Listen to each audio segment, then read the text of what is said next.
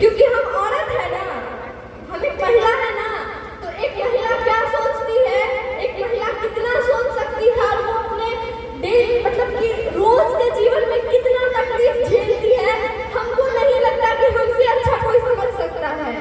क्योंकि हम एक महिला हैं तो आपका बात हम बहुत अच्छे तरीके से समझ सकते हैं कि आप क्या सोचती हैं, आप कितनी तकलीफें झेलती हैं। और महिलाएं तो कभी सोचती भी नहीं है अपने बारे में।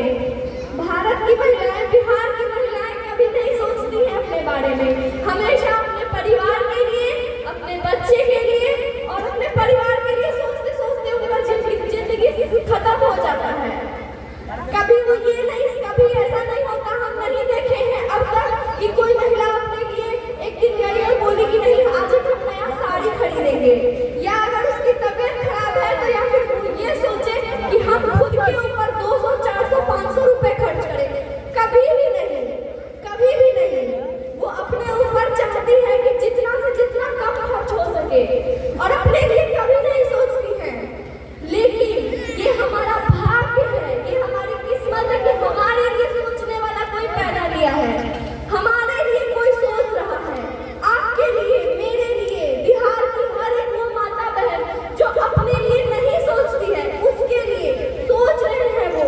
और ऐसा बिल्कुल मत समझिएगा कि वो कोई बहुत बड़ा नेता है या कोई बहुत बड़ा स्टार है, बिल्कुल भी नहीं।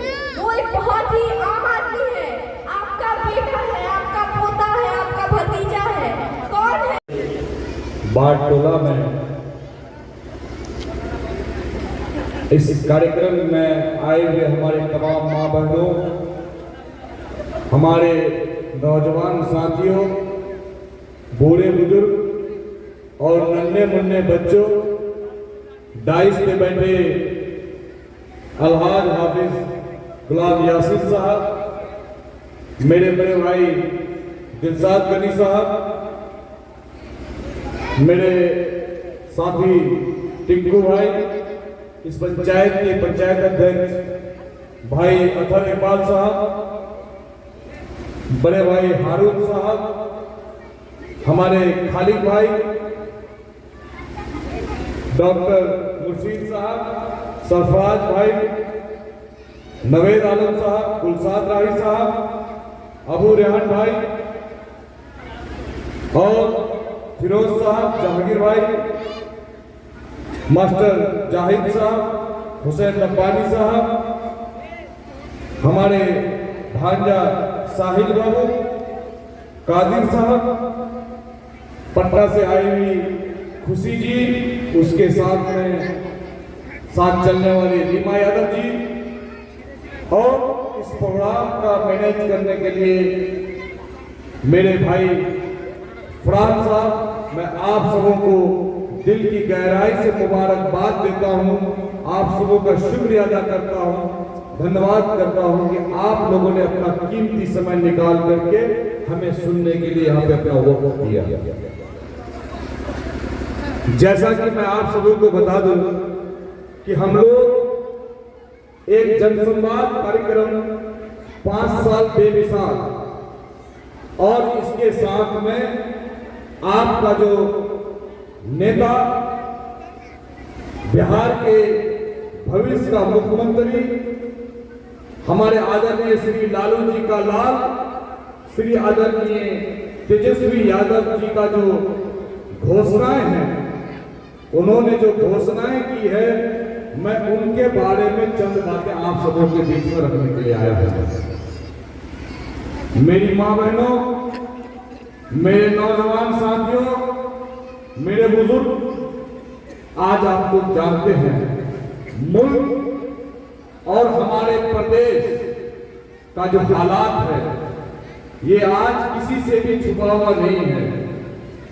आज देश किन स्थितियों से गुजर रही है, जब से ये नरेंद्र मोदी और भाजपा की सरकार, ये आरएसएस की सरकार जब से दिल्ली की गद्दी पे 2014 से विराज हुआ है, आप सबको पता है कि हर एक साल में कोई न कोई एक बेतुका फरमान इसका होता है, और उस फरमान से हमारे इलाके में, हमारे यहाँ के हिंदू, मुस्लिम, जितने भी जाति के लोग हैं, धर्म के लोग हैं, सब लोग रोड में जो उतरने का काम करते हैं और अपनी परेशानियों को लेकर के दर दर भटकने का काम करते हैं।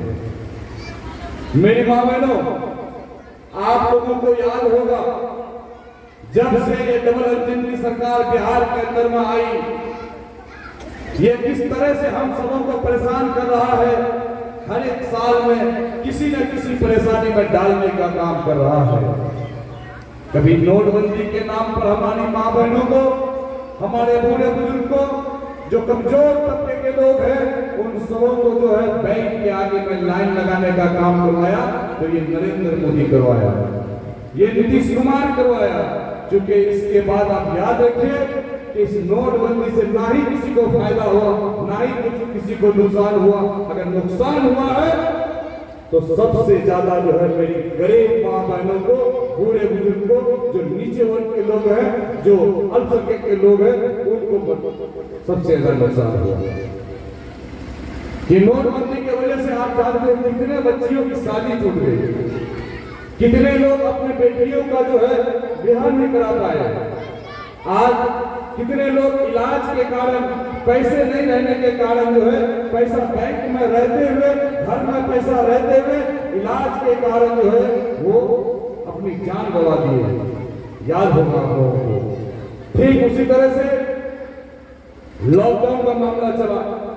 इस लॉकडाउन में हमें किस तरह से परेशान किया गया। जो आदमी जहां पे रुका था वहीं पर सबको जो है बंद कर दिया गया। हमारे भाई, हमारे नौजवान साथी Delhi, Meerut, Punjab, Kuwait, Dubai, Saudi में जो लोग काम करते थे, कितनों ने वहां पे अपनी जानें गंवा दी। वो भूखे, पैसे के बगैर, कमाई के बगैर, रूम में बंद होकर के वो जो है बीमारी से कम, खाना और खुराक की भूख से जो है ज्यादा लोगों की जो है मृत्यु हुई। ये आपसे छुपा हुआ नहीं है, क्योंकि हर एक गांव मोहल्ला से, हर जगह से जो है लोग बाहर रहते हैं। मेरे घर से भी लोग बाहर हैं, मेरा भाई खुद बाहर रहता है, लेकिन